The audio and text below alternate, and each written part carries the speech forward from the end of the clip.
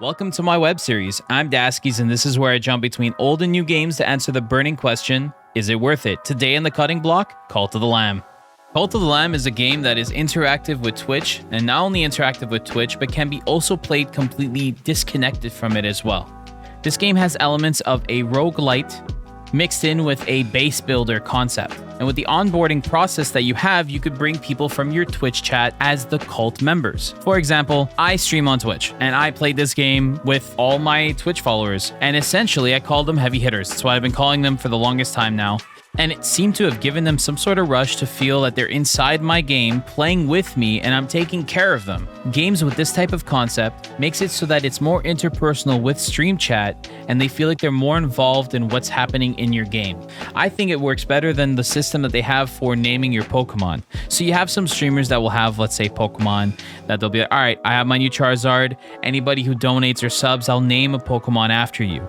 And then they'll name the Pokemon in accordance with whoever would give them or whatever way may happen. This game is just random occurrence, raffle tickets, and it's just for fun. And you get to join in and have a little blast with the whole back and forth. And I'm going to yell at you. I'm going to give you money. Like I was giving my followers bribes so that they won't leave and lose faith. Cult of the Lamb has a story. And the story is basically your little lamb body gets sacrificed and sent and killed because you follow the old way. The old way being a godlike figure that is the one who waits. Now, when you die, he ends up reviving you and tells you, I'll revive you as long as you build a cult in my name. Basically, you name the cult and you work from there and you work under his word. Now, he is chained up in the afterlife by 4 entities. These 4 entities being characters that need to be destroyed to be able to unchain him and set him free. Now, as you progress through the game, you will slowly start saving different cult members from other cults and indoctrinating them into your own cult, which I find is funny because your character is literally mind-f***ing the other characters into following your own cult. Now, this being a roguelite and a base builder game means that there's a lot of interactivity between the two different concepts that makes this one whole game. I'll explain. You will hold sermons as your character, and these sermons will gain you praise points. These praise points would go into like a chart or like a graph where you'd be able to upgrade your character that gives you flat bonuses. These flat bonuses will give you anywhere between a new heart or stronger weapons or different abilities because you have these curses you could use, and they can help you progress further and further into the game. Not only do you have this sermon system, but you have another system where you could set your followers to pray to a totem. Now, this currency can be collected and used to actually unlock buildings inside of your camp. Now, these buildings can give you various things between resources like wood, rock, or gold. You can even build a missionary building, cooking pot, sleeping quarters, outhouses, shrines, and countless other buildings, which will keep you busy for a very, very, very long time. Why would that matter, you ask? This game has a system where if your characters are not being taken care of, they don't have food, or they don't have faith, they will actually fight against you. Those characters becoming a heretic almost against your cult and having to be dealt with is another system that is a lot of fun. In those circumstances, you can either sacrifice that character, you could jail them up and give them a stern talking to, or you could literally just kill them in the middle of the night. It's crazy. There's one more system, the Royal Decree system. You collect these stones in these levels, or by your followers. When you get them maxed out and they praise you, they'll actually provide you a stone. These stones are used to create Royal Decrees.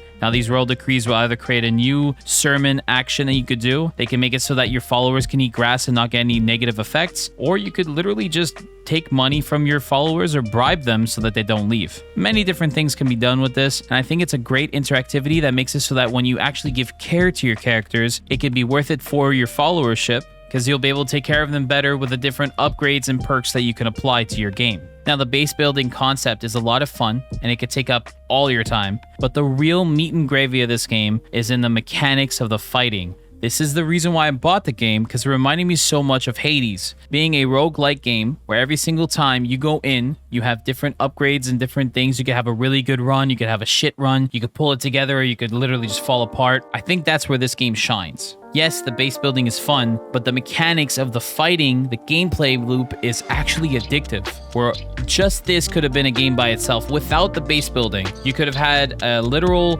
Hades-style playthrough, and people would have bought this game no matter what. If you're wondering what this game feels like when you're playing it, it feels like Binding of Isaac had a baby with Hades that had a baby with Gungeon, and it fused into this this crazy, I don't know what it is, but it works. It works, and it is a fun and addictive game where once you get in, it feels hard to get out. Now, after totally stroking the ego of this game, I need to talk about some of the glitches and little bugs I had here and there. This being one of the first few games that I've played with Twitch interactivity, I've seen that there's been a lot of issues with the actual onboarding process that they have, where it glitches out and may duplicate characters, it may not bring their characters in, it may have to be reset. So it is not perfect by any means, but it does work to some degree. And yes, sometimes the game needed to be reset completely, and I saw my characters would age almost like a day past, even though all I did was just log out, log back in. Seems to be that some of these things have been patched out, and that the game is in a better state than when I played it on stream originally,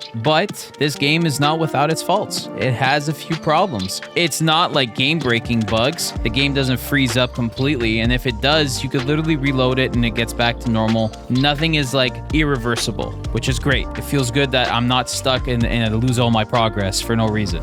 Now, like in every other episode of Is It Worth It, we have to talk about the price tag. This game is retailing for a price of $27.99 Canadian, and it being one of the cheaper games that I've bought this year with such a great polish. It's crazy to me to think that this game has at least 15 hours worth of gameplay, and a more expensive game like Stray, which has maybe 3 hours if you go from start to finish and play the campaign, is charging more than this game. I find it insane to me, and it's crazy that this game didn't ask for more. They could have at least matched the pricing with Stray, or even gone even. I would even justify paying $50 for this game.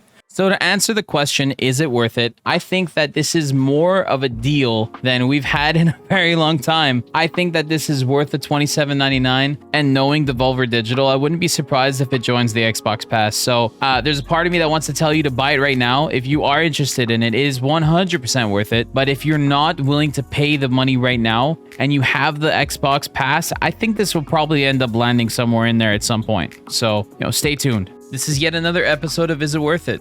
And I hope you enjoyed it. And for the most part, if you want to be a part of the recording process, click my Twitch link below. It was a pleasure. All the best. Never change. Watch out for strangers. Look both ways for crossing a street. And yeah, I love you. You beautiful bastard.